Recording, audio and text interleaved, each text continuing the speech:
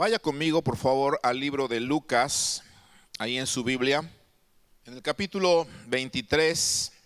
Quiero llevarlo a través de Lucas para que analicemos cómo el evangelista nos muestra la crucifixión con cierto grupo de personas que estuvieron presentes en la crucifixión de Jesús. Entonces le quiero invitar a sumergirnos en este relato, porque Lucas, al igual que los otros evangelios, narra la crucifixión de Jesús, pero Lucas nos da unos detalles muy impresionantes, de los cuales yo he extraído unas verdades que le quiero compartir a usted en esta hora. Así que quiero hablarle sobre el tema: ¿y tú qué harás con Jesús? ¿Tú qué harás con Jesús? Estamos nosotros a punto de sumergirnos en este versículo, o en este capítulo, mejor dicho, donde se habla de la crucifixión de Jesús. Y esta pregunta de ¿tú qué harás con Jesús?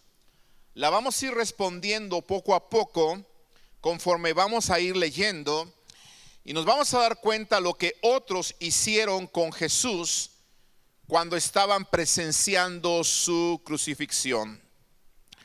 Dice Lucas 23, verso 33.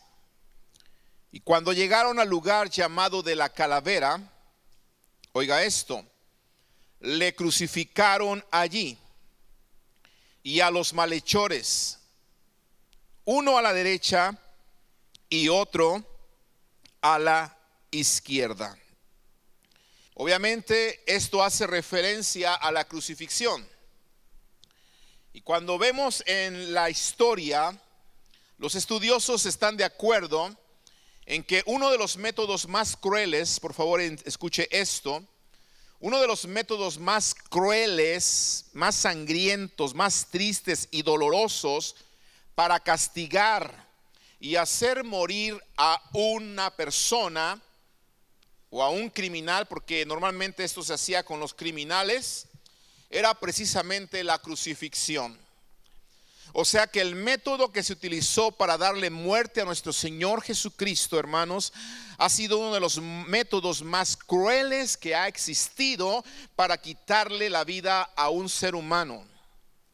En estos días en las noticias se está debatiendo en la corte, precisamente aquí en Texas, la vida de una mujer hispana que está a punto de ser ejecutada con una inyección letal, porque esa es la manera en la que ahora están ejecutando la pena de muerte a una persona que, según las leyes de este estado, es acreedora a la pena capital o a la pena de muerte, a que le quiten la vida.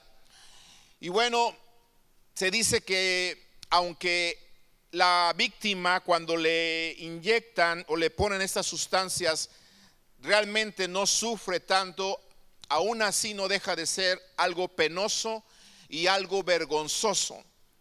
Por eso los familiares y algunos políticos y algunas personas que saben el caso de esta mujer hispana están tratando de hacer lo posible para evitar su ejecución, para evitar que esta persona no muera y pierda o se le quite la vida.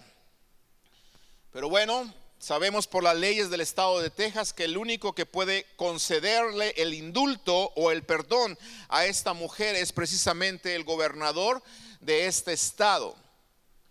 Entonces note, por favor, si no se quiere ver a una persona morir de esta manera, con una inyección letal, mucho menos se quiere ver morir a una persona crucificada en la cruz. Y Jesucristo le tocó vivir esa experiencia. El Señor, como miramos hace unos días, Estaba tan triste su alma, tan angustiada su alma, que antes de ir a la cruz del Calvario, dice que él estaba orando en el huerto de Getsemaní, y dice que su sudor era como grandes gotas de sangre, porque su alma estaba angustiada, y le pedía al Señor que si fuera posible pasara de él esa copa, o se hicieran las cosas de otra manera. Pero Jesús también decía: Señor, no se haga lo que yo quiero, sino que se haga tu voluntad. El Señor estaba sufriendo antes de llegar a la cruz, como yo ya les lo expliqué hace unos días, porque el sufrimiento de Jesús no comenzó en la cruz, sino comenzó precisamente días antes, con todos los sufrimientos que ya nosotros pudimos escuchar en la predicación pasada el día domingo. Sin embargo, este método es un método tan cruel, es un método tan triste, es un método tan doloroso, que el salmista describe que prácticamente el corazón de Jesús se derritió como cera cuando estaba en la cruz del Calvario. Imagínense, hermano, el dolor, la angustia, el estrés al que Jesús fue sometido para que su corazón literalmente explotara dentro de él. Ahora, no me voy a meter en ese tema científico y médico acerca de la muerte de Jesús, pero le quiero hacer saber que Jesús murió de una muerte de las más horribles que se pueden nosotros tener historia, precisamente en la historia de la humanidad, o registro en la historia de la humanidad. De hecho, la crucifixión era empleada por los romanos para advertirle a sus adversarios que si alguien se rebelaba contra ellos, que si alguien no aceptaba lo que ellos estaban haciendo, entonces los romanos colgaban a esa persona principalmente afuera de la ciudad, en las calles que eran más transitadas, para que todas las personas que vivían en la ciudad y salían de la ciudad, o todas las personas que no vivían en la ciudad y que entraban a la ciudad, pudieran ver al colgado, pudieran ver al crucificado, y eso sirviera como un escarmiento, como diciendo: todo aquel que se vaya a rebelar en contra del imperio romano, esto es lo que le va a suceder. Entonces sucedía como un escarmiento, como una amenaza, la crucifixión precisamente. Y esto fue lo que Jesús experimentó cuando estuvo en la cruz del Calvario. La Biblia dice, como ya lo expliqué aquí, que llegaron a ese lugar y le crucificaron. Cuando leemos la historia en los evangelios, y también en lo que dice el evangelio principalmente de Marcos y el evangelio de Lucas que estamos leyendo, Jesús, escúcheme bien, pasó al menos 6 horas al menos colgado en la cruz después de que le crucificaron.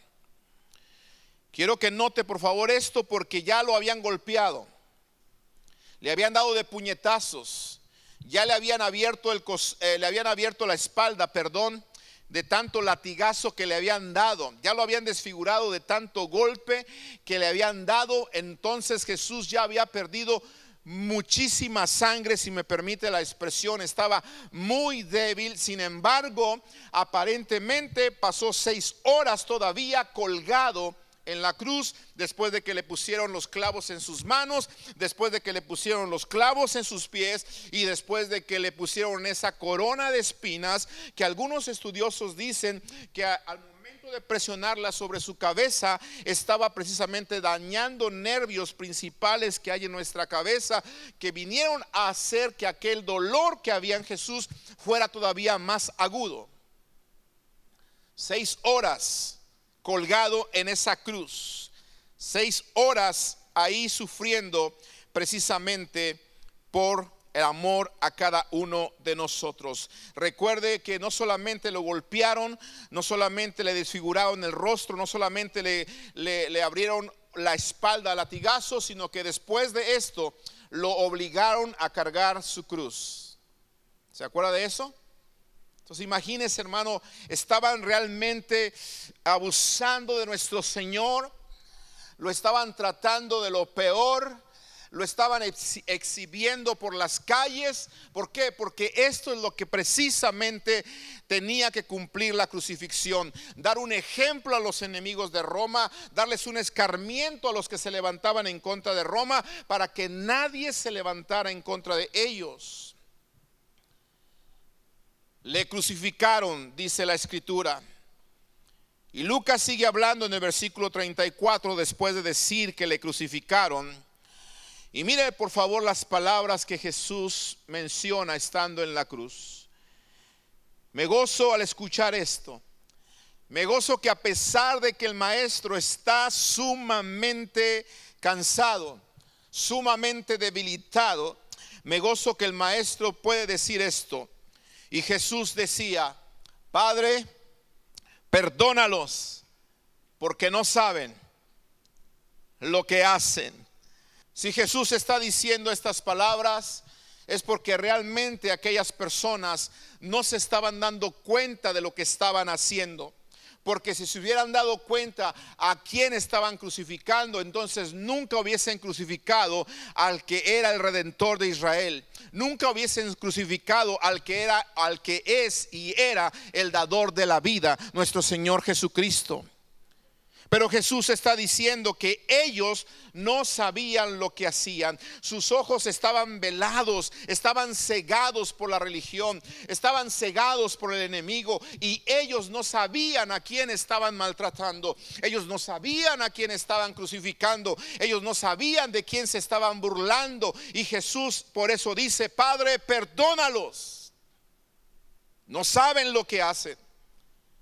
Pero amados hermanos, el día de hoy estamos nosotros celebrando una vez más este acontecimiento de la crucifixión de nuestro Señor Jesucristo.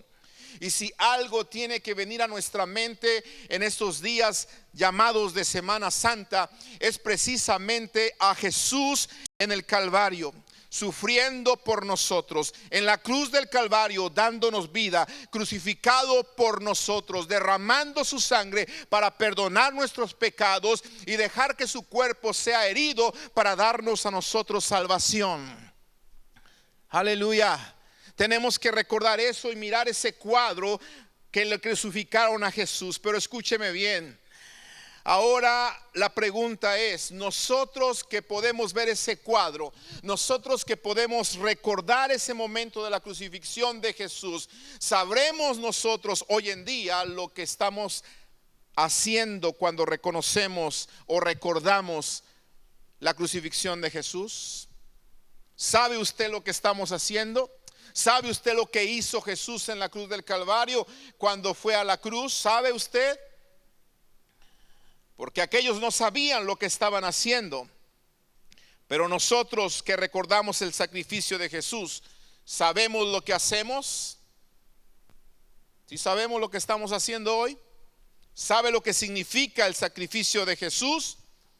O también el Señor tiene que decir: Padre, perdónalos, porque a pesar de que celebran la crucifixión, a pesar de que celebran la Semana Santa, muchos el día de hoy no saben lo que hacen.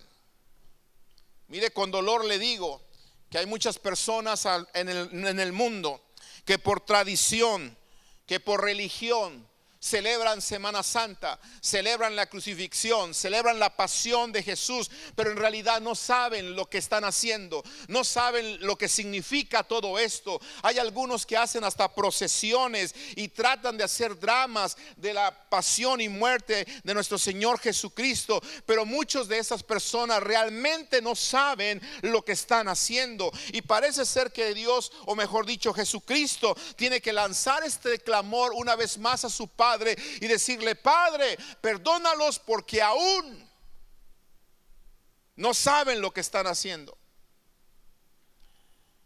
Yo ruego al Señor que usted y yo sepamos lo que estamos haciendo. Yo ruego al Señor que usted y yo sepamos qué estamos celebrando, porque hay muchas cosas que se celebran en este mundo, pero si hay algo digno de celebrar, es que el Señor Jesucristo dejó su trono de gloria y vino a esta tierra a dar su vida por usted y por mí, porque Él nos amó primero. Aleluya. No sé si alguien está escuchando lo que estoy diciendo. Si usted supiera lo que estamos celebrando, cada palabra que le estoy declarando de parte de la palabra del Señor, usted tendría que gozar, tendría que gritar y decir amén, porque sabemos lo que estamos haciendo. Lucas sigue narrando la crucifixión de Jesús y Lucas menciona ciertos grupos de personas que estaban alrededor de la cruz de Jesús como espectadores del espectáculo que estaba sucediendo. Si escuchó usted bien, espectáculo, porque le voy a mostrar en la Biblia que el escritor dice espectáculo. Es triste, pero algunos, para lo que estaba pasando, para ellos era un espectáculo. Qué terrible es esto. ¿Sabe por qué para algunos era un espectáculo?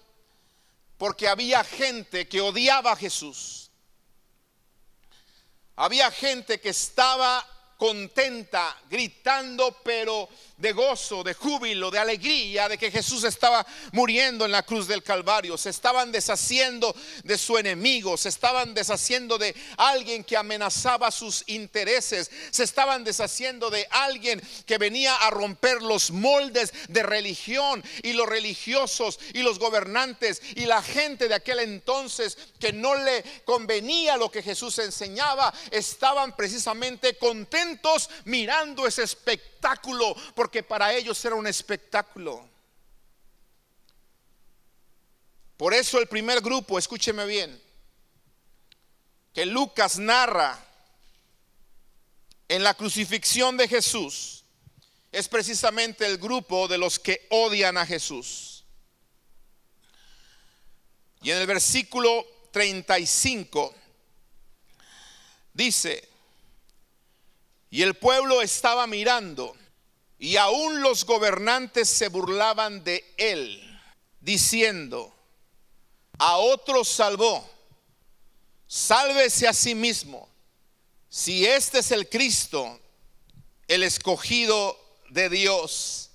Mire, aquí está los que odian a Jesús, los gobernantes que se están burlando de él. Me los imagino gritando, me los imagino insultándolo, me los imagino burlándose precisamente del Señor Jesucristo. ¿Por qué? Porque dice que ellos se burlaban de él y decían: a otro salvó, que se salve a sí mismo. Si este es el Cristo, el escogido de Dios, pues que se salve. El odio que le tenían a Jesús los gobernantes, los religiosos, se estaban burlando de él, porque lo odiaban, amados hermanos, y por eso lo llevaron con calumnias, lo llevaron con testigos falsos a la cruz del Calvario, y con mentiras lo estaban crucificando, y por eso se están burlando de él. Mire qué tristeza es saber que hoy en día, mientras algunos estamos celebrando el sacrificio de Jesús en la cruz del Calvario, otros se están burlando de él.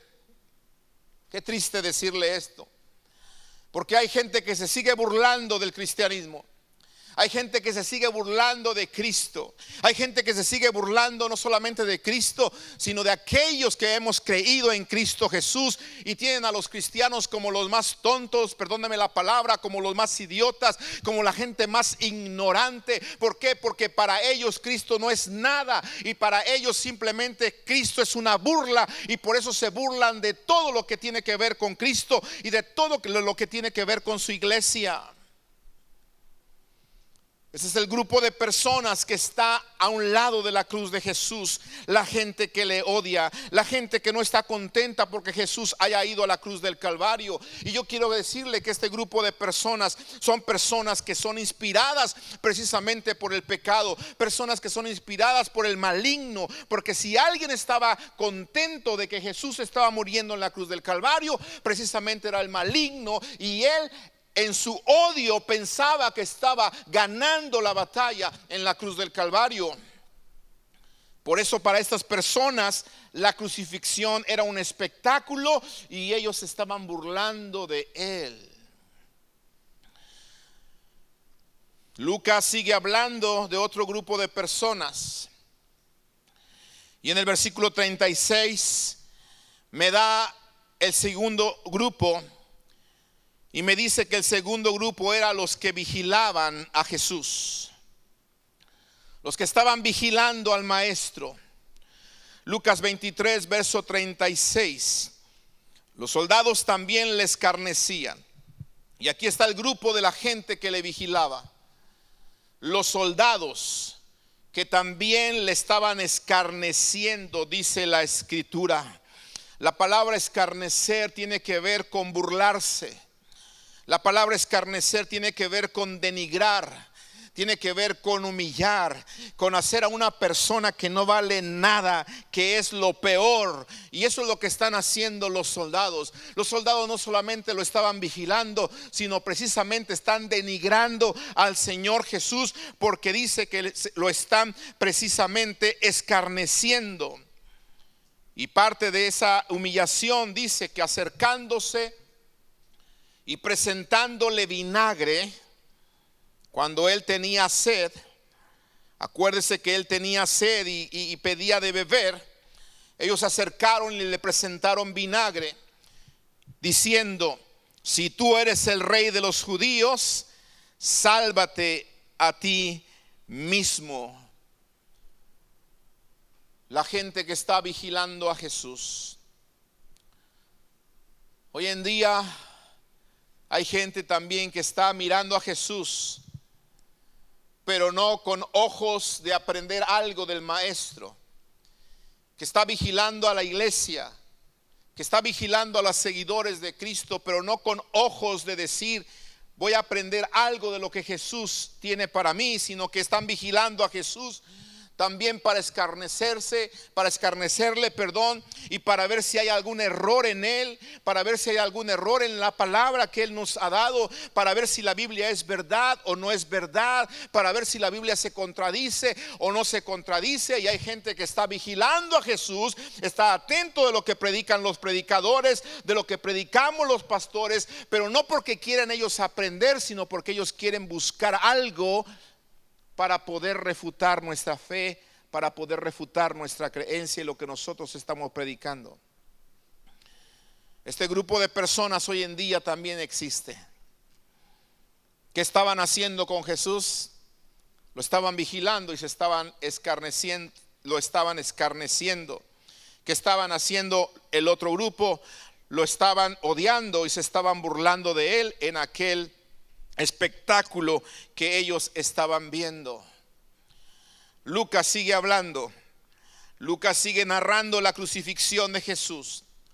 Lucas mira a través del Espíritu Santo y la inspiración del Espíritu Santo cómo esta gente, los gobernantes por un lado, burlándose del Señor, los que le odiaban.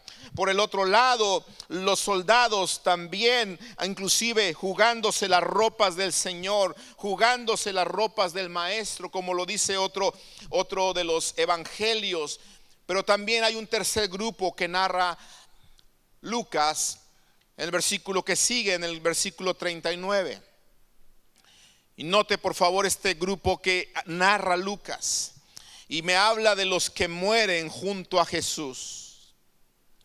Este es otro grupo que podemos identificar, según me lo dice el escritor. Y dice el versículo 39: y uno de los malhechores que estaban colgados le injuriaba, diciendo: si tú eres el Cristo, sálvate a ti mismo y a nosotros. Este era otro grupo. Sí estaban los gobernantes, sí estaban los soldados ahí escarneciéndole, pero también estaban los dos malhechores que estaban crucificados juntamente con Jesús. Y dice el escritor, dice San Lucas, que uno de ellos le injuriaba. Y cuando la Biblia habla de injuria, es una palabra que quiere decir hablar impíamente. O sea, maldecía al Señor. hablaba mal de él. Usaba palabras antisonantes porque era un malhechor, era un ladrón. No tenía cuidado de lo que estaba diciendo. Él sabía que estaba muriendo y él no le importaba hablar con palabras altisonantes, maldecir a nuestro Señor, injuriarle, hablar mal de él, difamarlo, porque eso también quiere decir la palabra injuriar, blasfemar en contra del Hijo de Dios, que eso también quiere decir la palabra injuriar. Y el malhechor precisamente eso es lo que está haciendo. ¿Qué lenguaje puede tener un malhechor? ¿Qué lenguaje puede tener una persona que ha pasado la mayor parte de su vida viviendo en la calle y robándole a los demás y quitándole la vida a las otras personas? ¿Qué lenguaje? Imagínense por favor de qué manera se estaba expresando del Señor. El Señor está sufriendo en la cruz del Calvario. Casi no puede respirar porque según los científicos sus pulmones estaban colapsando poco a poco porque se estaban llenando de fluidos. Se estaban llenando de fluidos por todo el sufrimiento que estaba pasando. Entonces el maestro colgado en la cruz del Calvario, ya casi sin poder respirar, y este hombre comienza a maldecirle, este hombre comienza a injuriarle. ¿Sabe, amado hermano, qué triste es que hay personas aún estando cerca de la muerte, que su corazón esté tan endurecido que sean incapaces de arrepentirse, como le pasó a este hombre? Qué triste que estaba cerca del dador de la vida y en lugar de pedir perdón, en lugar de arrepentirse, en lugar de reconocer que el Mesías Salvador está a un lado de él y pedirle perdón, este hombre lo está maldiciendo. Una tristeza que personas en los últimos momentos de su vida no puedan reconocer a Jesucristo. Hoy en día este grupo de personas sigue existiendo. Se sigue predicando de la crucifixión y muerte de Jesús, y hay personas que por más que le decimos en vida, acepta a Cristo, ven a Cristo, entrega tu vida a Jesucristo, murió en la cruz del Calvario por ti. Hay personas que no aceptan al Señor, llegan a los últimos momentos de su vida y aún en medio de su agonía cierran su corazón y no aceptan al Señor. Qué tristeza. Hay grupos de personas el día de hoy como este malhechor.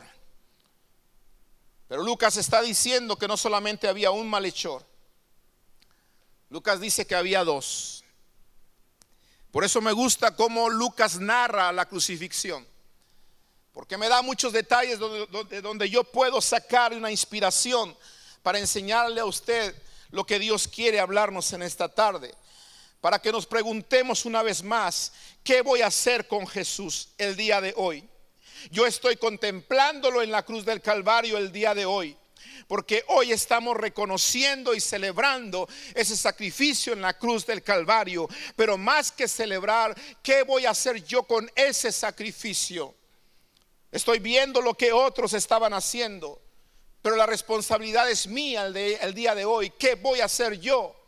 ¿Qué vas a hacer tú con este sacrificio de Jesús en la cruz del Calvario?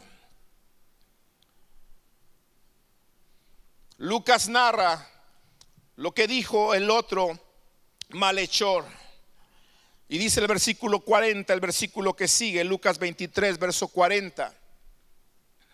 Respondiendo el otro malhechor, diciendo: ¿ni aún temes tú a Dios? Oiga esto, estando en la misma condenación. Qué terrible es esto, que hay gente que estando pisando las puertas del infierno no tema a Dios. Hoy en día hay de este tipo de gente, y el malhechor lo reta. El otro malhechor lo afronta y le dice: no es posible, que estás a punto de morir y no temas a Dios.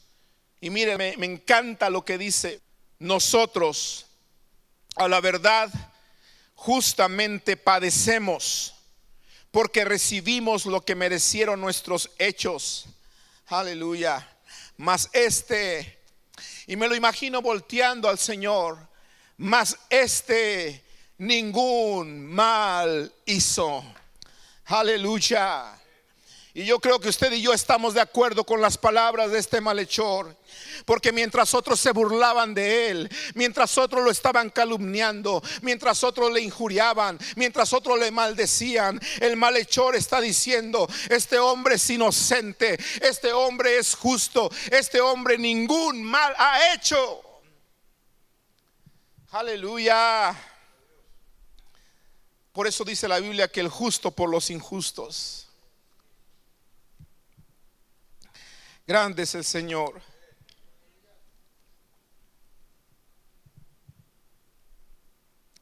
Ningún mal hizo. Y dijo a Jesús: oiga, qué hermoso que todavía hay gente como este malhechor el día de hoy. Le clamó al Señor en los últimos momentos de su vida. Se acercó al que le podía salvar. Se acercó al único que le podía dar una esperanza. Y le dijo a Jesús: acuérdate de mí cuando vengas en tu reino. Entonces Jesús le dijo: de cierto te digo que hoy, aleluya, hoy estarás conmigo en el paraíso. Grande es el Señor, aleluya. Hoy estarás conmigo en el paraíso. Mire, amado hermano, como le dije un momento atrás, qué triste es pensar que hay personas que aún estando cerca de la condenación no tengan temor de Dios y no quieran arrepentirse. Pero también qué triste es pensar que hay personas el día de hoy que piensen, por favor escuche lo que le voy a enseñar, que piensen que con un buen arrepentimiento al último momento de nuestra vida nosotros podemos alcanzar vida eterna. Cuidado, porque mucha gente se basa en esta historia de el malhechor para tratar de buscar ayuda de un sacerdote, o inclusive, ¿por qué no decirlo?, de un pastor o de alguien que venga para decirle a una persona que está agonizando que haga una oración del pecador y se arrepienta, y entonces se busque la salvación de esa alma. Y muchas veces vamos a este versículo y la gente que piensa de esa manera dice: es que el ladrón en el último momento de su vida alcanzó misericordia. Pero escúchame bien, sí alcanzó misericordia, porque Jesús le dijo: hoy estarás conmigo en el paraíso. Pero escúchame bien, nadie fue con el ladrón a decirle que se arrepintiera. ¿Me estoy explicando? Nadie fue con el ladrón a decirle: oye, ladrón, ¿quieres reconocer con tu corazón que Jesucristo es justo? ¿Quieres reconocer con tu corazón que tú eres pecador y que Jesucristo no es pecador? ¿Quieres aceptarlo en tu vida para ir al paraíso con él? Nadie le dijo que recitara una oración. Nadie le dijo que se arrepintiera. De su propio corazón nació el arrepentimiento y la confesión de pecados, porque él dijo: nosotros merecemos esto, pero este hombre ningún mal ha hecho. Y no solamente hizo eso, sino que le suplicó al Señor: Señor, acuérdate de mí. Y ahí la diferencia. Así que, amigo que me escuchas, persona que estás aquí esta tarde, no te confíes. Porque a veces la gente dice: bueno, voy a vivir mi vida como yo se me dé.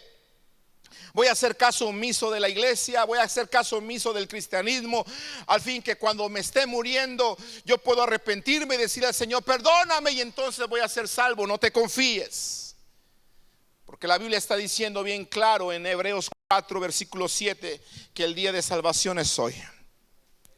Aleluya.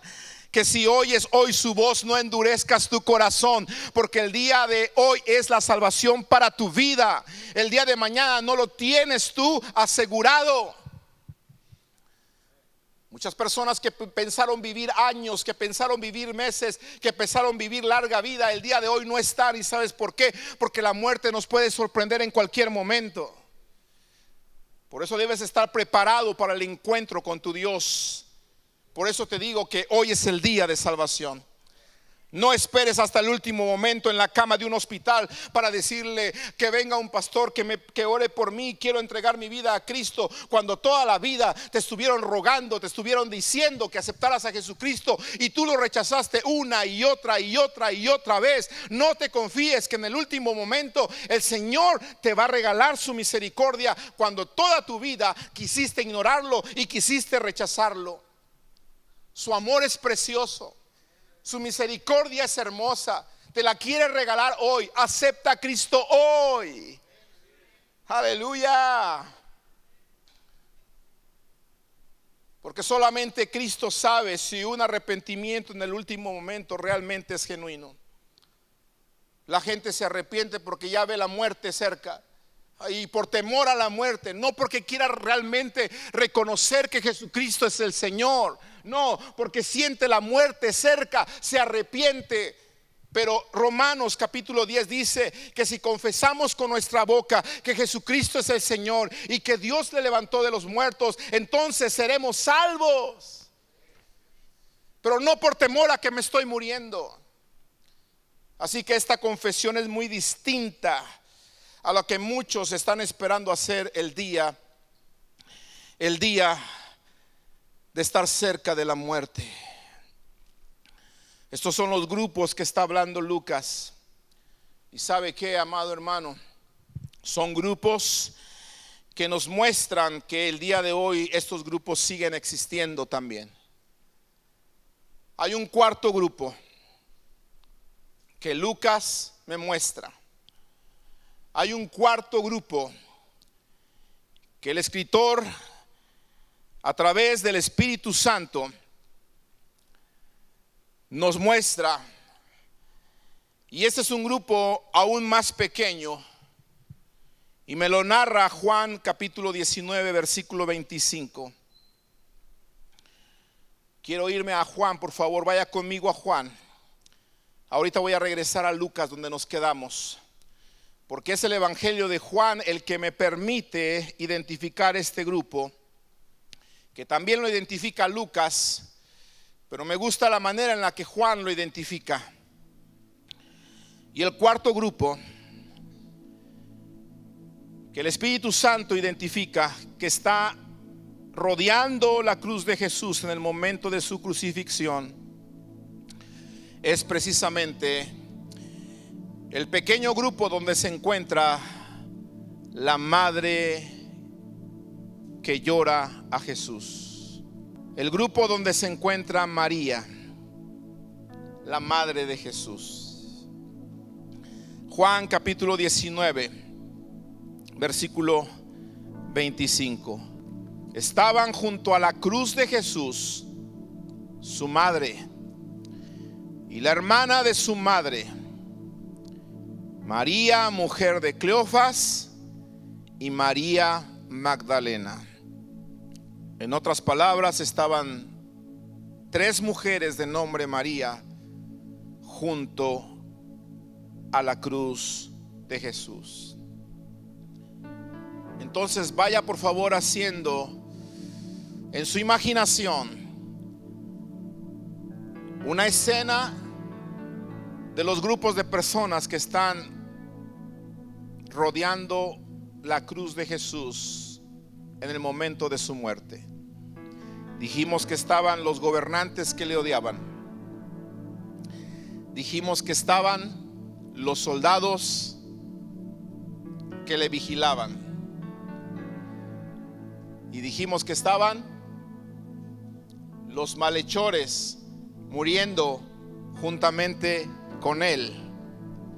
Uno le está injuriando, y el otro le está reconociendo como un hombre justo.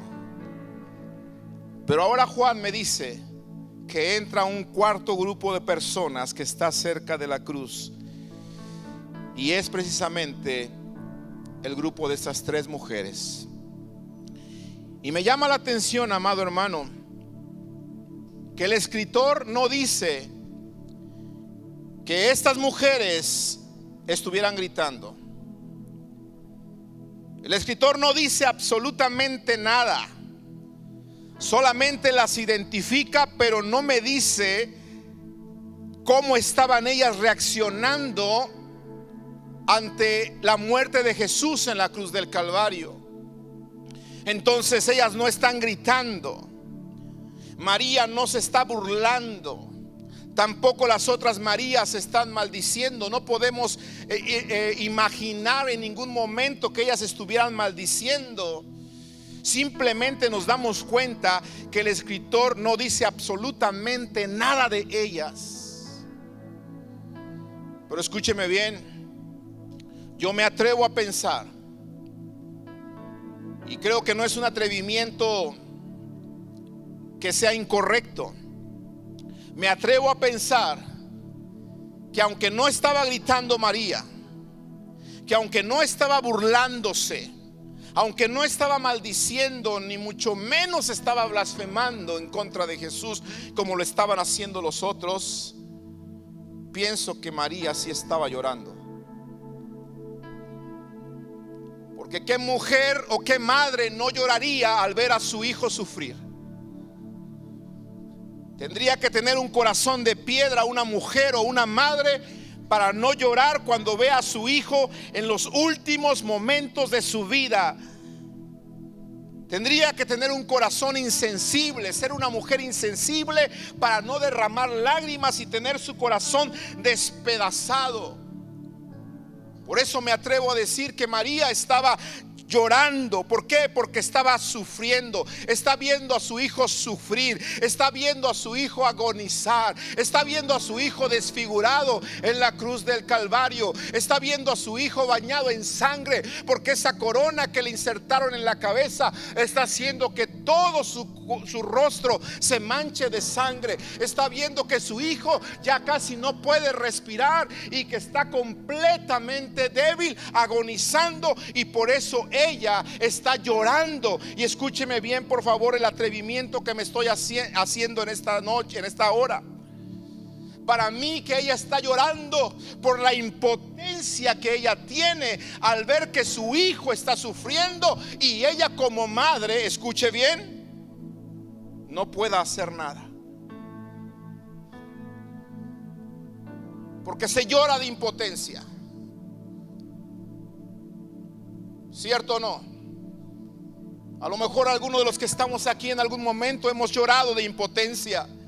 Cuando tú quieres hacer algo, cuando tú quieres cambiar las cosas, cuando tú quisieras, quizá María dijo: yo quiero ser el que esté allá y no él el que está allá sufriendo. Porque una madre, una verdadera madre, muchas veces da la vida por sus hijos.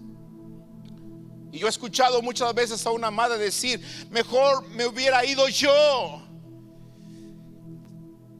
Cuando mi amigo partió con el Señor, mi amigo Salatiel, yo escuché a mi suegra, a su mamá decir: mejor me hubiera ido yo.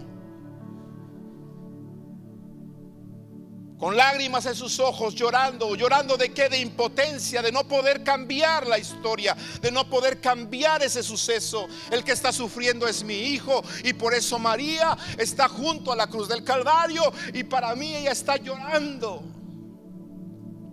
Llorando de impotencia porque no puede hacer nada para salvar a su hijo. Ahora escúcheme bien, por favor. Aquí hay una verdad muy importante que los cristianos tenemos que proclamar a todo el mundo. Porque hay mucha gente hasta el día de hoy cegada por la religión. Hay mucha gente hasta el día de hoy cegada por la tradición, que les han enseñado que tenemos que clamar a María para que María nos salve. Pero yo te quiero decir algo: estamos dándonos cuenta que María no pudo salvar a su propio hijo. Y esto nadie lo puede negar, está en la escritura. María no pudo salvar a su propio hijo. Escúchame bien, iglesia, si no pudo salvar a su propio hijo, mucho menos te puede salvar a ti. Si no pudo salvar a su hijo que conoce, con el que convivió, mucho menos te puede salvar a ti que no te conoce. Porque ella no tiene poder para salvar. Si hubiese tenido poder para salvar, como nos han enseñado en la religión, como nos han enseñado en la tradición, ella con su poder en ese momento hubiese pedido una legión de ángeles, hubiese pedido un milagro, hubiera hecho uso de su poder. Si ella pudiera hacer milagros, pudiese haber hecho el milagro de bajar a Jesús, su hijo, de la cruz del Calvario, y entonces acabar con ese sufrimiento. Pero ¿sabes qué? Hay una verdad aquí explícita en la palabra, y esa verdad es que María no tiene poder.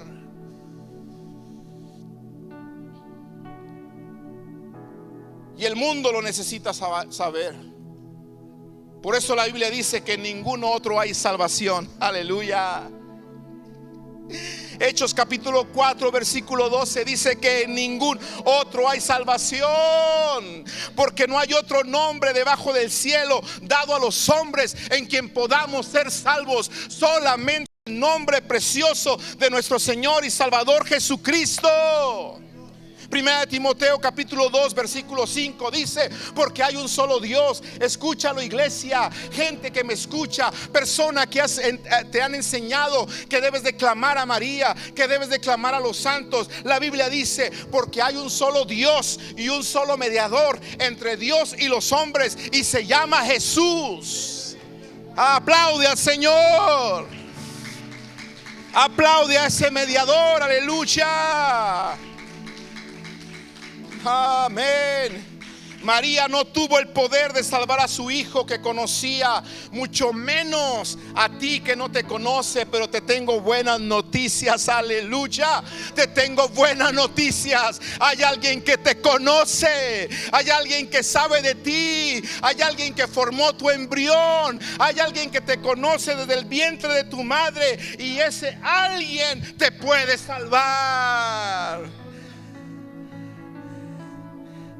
Así que deja de confiar en los ídolos. Nadie más murió en la cruz del Calvario. No fue María, no fue José, no fue Pedro, no fue Pablo, no fue San Andrés, no fue San Jorge, no fue ninguno de ellos. El que dio su vida en la cruz del Calvario se llama Jesucristo, el único Salvador. Por eso el Espíritu Santo, amado hermano, tuvo que hablar de este grupo. Por eso nos damos cuenta que está María allí como el cuarto grupo, pero sin poder hacer absolutamente nada más que llorar y llorar y llorar de impotencia, como una madre que ama a su hijo, porque no podemos negar eso. Amaba a su hijo y por eso está llorando. Pero escúcheme bien, amado hermano, otro evangelio me narra algo, que cuando Jesús mira a su madre y la mira sufrir, la mira ahí junto a la cruz, la mira llorando como se lo acabo de mencionar, entonces el Señor hace que la cuiden. Oiga, por favor, porque aquí hay una verdad grande. ¿Cómo quieres que te cuide María cuando Jesús mismo le pide a uno de sus discípulos que la cuide? María no te puede cuidar si ella misma tiene que cuidarla. ¿Me explico? Por eso le dijo al discípulo: he aquí tu madre. Y a María le dijo madre o mujer, perdón, le dijo mujer, inclusive ya ni le llamó madre, le dijo mujer, he aquí tu hijo. Y desde ese día dice la escritura que aquel discípulo, y usted lo puede comprobar en la Biblia, desde aquel día aquel discípulo le recibió en casa. ¿Qué quiere decir esto?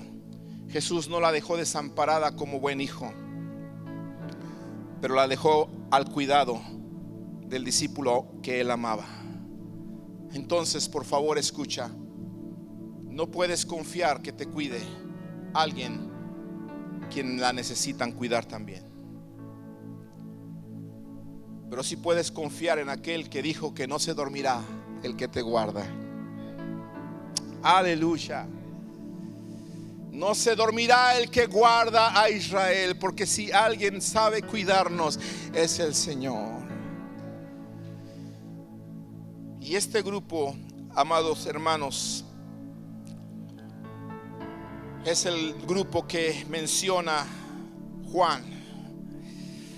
Regreso a Lucas capítulo 23, donde me quedé en el versículo 44 para ver el quinto grupo que rodeó la crucifixión de Jesús y que estaba siendo testigo de este horrendo sacrificio, que, como ya lo mencioné muchas veces, para algunos era un espectáculo. Por eso dice que el quinto grupo que estaba alrededor de la cruz es el grupo formado por una sola persona. Y estamos hablando del centurión que reconoció quién era Jesús. Aleluya. Lucas capítulo 23, versículo 44.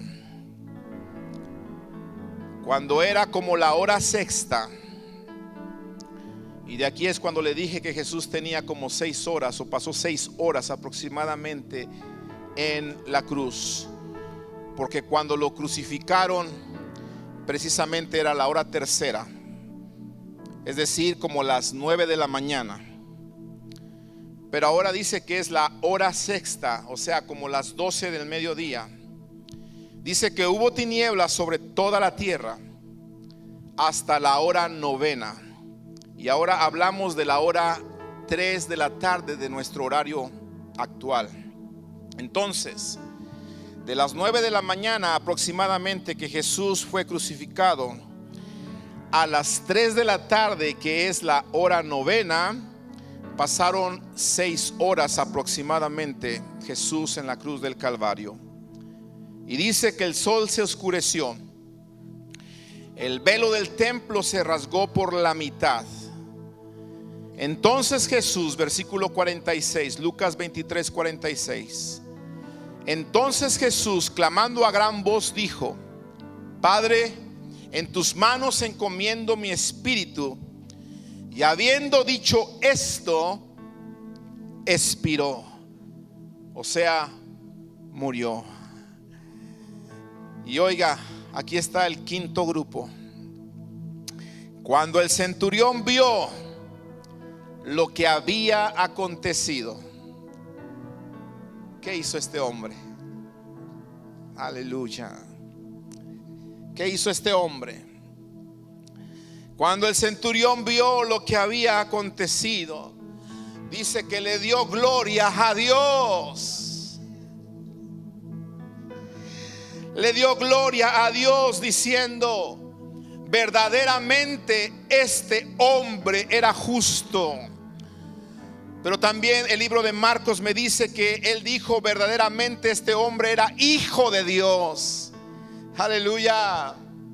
¿Sabe qué, amado hermano? Me llena tanto de alegría el saber que hoy en día todavía existe este tipo de personas dentro de las personas que estamos recordando y que estamos admirando el sufrimiento de Jesús en la cruz del Calvario. Ya no hay gente que le maldice, no hay gente solamente que blasfemia en contra de él, no hay gente que se burla solamente en contra de él, sino que también hay gente que en medio de ese sacrificio le da gloria a Dios, le da gloria a Jesucristo, se levanta, le da palmas y le dice: Señor, gracias, porque verdaderamente tú eres el Hijo de Dios.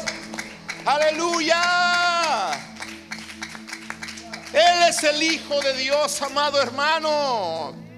Y ¿sabes qué? Tenemos que ser de este grupo grupo de gente, de los que se levantan, de los que celebran, de los que brincan, de los que saltan, de los que decimos: en la cruz no murió un malhechor. Porque la gente, los gobernantes pensaban que estaban matando a su peor enemigo, que estaban matando a un malhechor. Pero quiero decirte algo: no estaba muriendo un malhechor, no estaba muriendo un homicida, no estaba muriendo un hipócrita, estaba muriendo el justo, estaba muriendo el Hijo de Dios, estaba muriendo el Salvador del mundo, estaba muriendo aquel que nos amó primero, estaba muriendo aquel que merece toda gloria y toda honra y toda exaltación. Aleluya. Por eso le alabo esta noche. Y mientras otros se burlan, mientras otros no hacen caso, tú y yo le adoramos. Aleluya, gloria a Dios. Aleluya. Si el mundo celebra otras cosas, celebremos lo más grande que tenemos, hermano: a nuestro Señor, a nuestro Salvador. Dime una cosa: ¿qué te emociona? ¿Te emociona el fútbol? ¿Te emocionan los artistas? ¿Te emocionan los viajes? Yo quiero decirte que no hay mejor placer, no hay mejor gozo que la presencia de Dios, que la presencia del Espíritu Santo de Dios en nuestra vida. No hay mejor gozo, no hay mejor placer que conocer a Jesucristo. Así es. Por eso le doy gloria. Por eso mis mejores aplausos son para Él. Aleluya. Mis mejores gritos son para Él. Aleluya. Mis mejores saltos son para el Señor. Gloria a Dios. Porque Él dio su vida por mí. Si algo me emociona, es pensar en el amor que Él me tuvo. Pero ¿sabe qué, amado hermano? Tristemente, el Espíritu Santo, a través de Lucas, habla de un último grupo, y es el sexto grupo. Y me duele en mi corazón darme cuenta que este grupo sigue existiendo aún entre nosotros. Porque mire cuántos están haciendo lo mismo que hizo este grupo.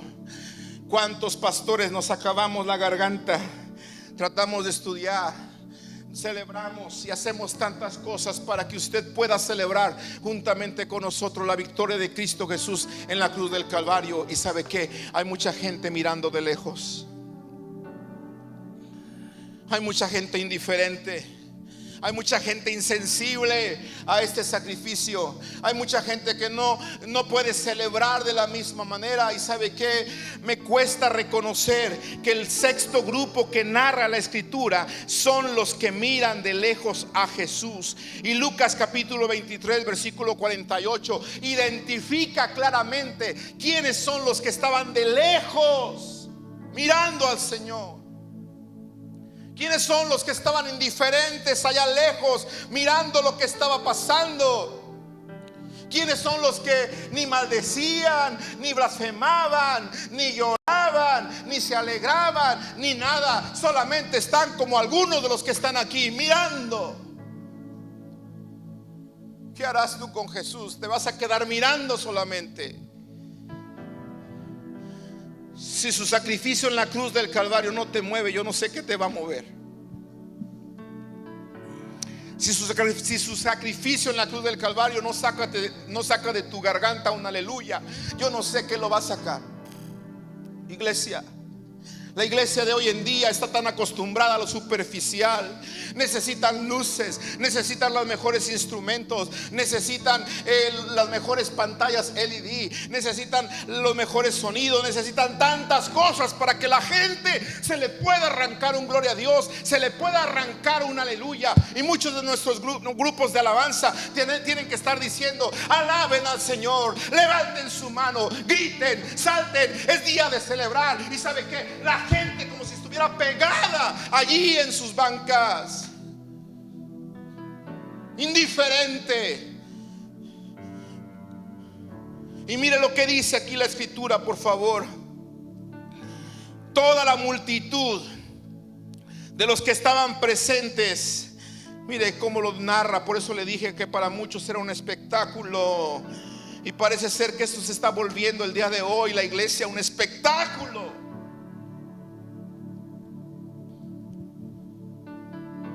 toda la multitud de los que estaban presentes en este espectáculo.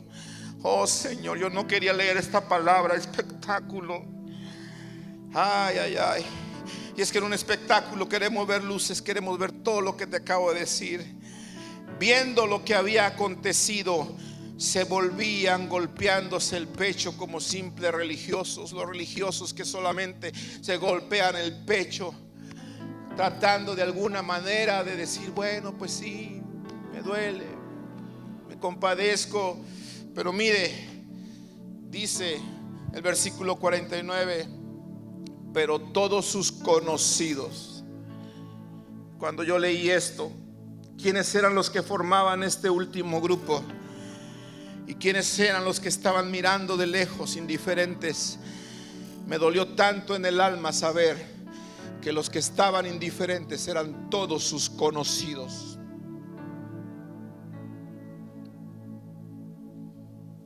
Los que le conocían a Jesús. Las mujeres que le habían seguido desde Galilea. Estos estaban lejos, así, mirando nada más, mirando estas cosas, dice la Escritura. Y este es el último grupo que me muestra el Espíritu Santo aquí.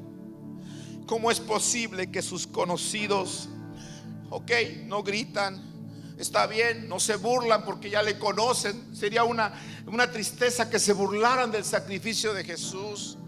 Pero ni gritan, ni se burlan, ni le escarnecen. Se mantienen a la distancia. ¿Sabes por qué? Quizá porque tenían temor de ser identificados como seguidores de Jesús. Yo te pregunto, ¿tienes temor de ser identificado como seguidor de Cristo Jesús? ¿Tienes temor de publicar en tus redes sociales que Cristo es tu Señor? ¿Te mantienes indiferente? ¿Te quedas mirando de lejos? ¿Eres de este grupo? ¿Te mantienes lejos pensando que esto te va a hacer inocente? No, amado hermano, me duele mucho en el corazón pensar que hoy en día este grupo todavía exista, de gente que le conoce al Maestro, pero ante ese sacrificio en su cruz, en la cruz, ellos están indiferentes. Los mensajes que se predican alabando al Señor, los líderes de alabanza incitándonos a alabar al Señor, y hay gente indiferente que solamente está mirando, cuando el canto está diciendo que no hay otro nombre igual, cuando el canto está diciendo gracias Cristo, me salvaste, y hay gente indiferente que le conoce, que solamente está mirando. Y este grupo, amado hermanos, para mí es el que le causa más dolor al Maestro verlo. Sí, le causaba dolor ver a los gobernantes cómo le odiaban. Le causaba dolor ver a los soldados vigilándolo y repartiéndose sus vestidos. Le causaba dolor ver a aquel malhechor en la cruz que aún en sus momentos finales no se arrepentía. Le causaba dolor también ver a su madre junto a la cruz llorando, impotente, que no podía hacer nada.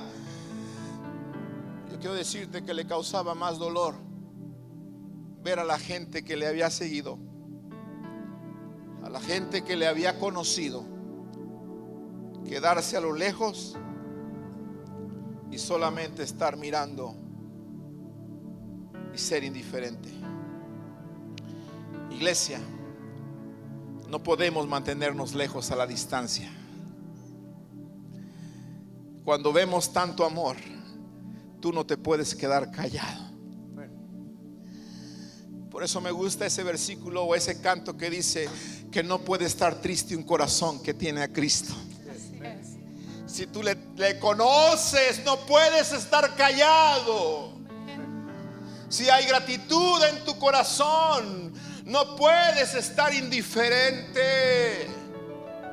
Si sientes amor por aquel que te amó primero, ¿cómo te puedes quedar ahí a la distancia, ahí inerte, cuando estamos hablando de aquel que lo dio todo por darte vida y vida en abundancia?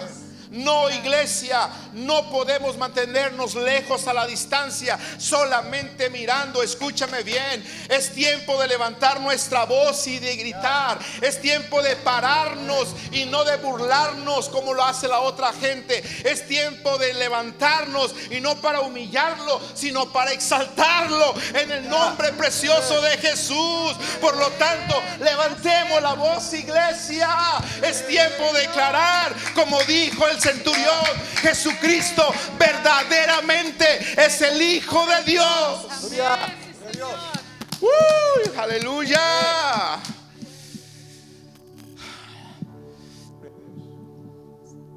Verdaderamente es el Hijo de Dios. Verdaderamente es nuestro Señor. Verdaderamente es nuestro Salvador. Verdaderamente es mi sanador. Por eso yo no me puedo quedar quieto. Él lo dio todo. ¿Qué estás dando tú? Él lo dio todo. ¿Qué estás dando tú? Por eso yo termino en esta tarde. ¿Qué harías tú con Jesús? ¿Qué vas a hacer con el sacrificio? ¿Te vas a quedar ahí inerte? ¿O le vas a cantar y le vas a decir: gracias, Cristo, me salvaste? Por ti puedo ver. Por ti puedo ver. Gracias, Cristo. Gracias, Cristo.